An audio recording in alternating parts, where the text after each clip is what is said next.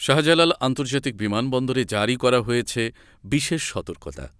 বিমানবন্দর এলাকা থেকে যাতায়াতকারী সকল যাত্রীদের স্বাস্থ্যের কথা বিবেচনা করে জারি করা হয়েছে এই বিশেষ ব্যবস্থা। দেশে এবং দেশের বাইরে ক্রমাগত বেড়েই চলেছে এই এমপক্স ভাইরাসের প্রাদুর্ভাব। আফ্রিকা, ইউরোপের পর এবার রাশিয়া, পাকিস্তানে সর্বশেষ ৩ জন রোগী শনাক্ত হয়েছে। ভাইরাসটি নিয়ে বিশ্ব স্বাস্থ্য সংস্থা জারি করেছে ব্যাপক সতর্কতা। স্বাস্থ্য অধিদপ্তরের পরিচালক শেখ আদনান দাউদ বলেন, বিশ্ব স্বাস্থ্য সংস্থা একটি পাবলিক হেলথ এমার্জেন্সি জারি করেছে। তাদের এই নির্দেশনার প্রেক্ষিতে আমরা হজরত শাহজালাল আন্তর্জাতিক বিমানবন্দরে এই নির্দেশনা জারি করেছি। তিনি বলেন, বিদেশে ফেরত কোনো যাত্রীর শরীরে কোনো গুটি বা ফুসকুড়ি দেখা দিলে তাদের আইসোলেশনে নিয়ে যাওয়ার নির্দেশনা জারি করা হয়েছে।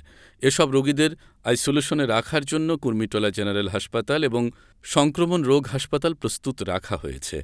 দেশ ও দাতা সংস্থাগুলোকে দ্রুত পদক্ষেপ নিতে WHO এর পক্ষ থেকে জরুরি অবস্থা ঘোষণাও করা হয়েছে।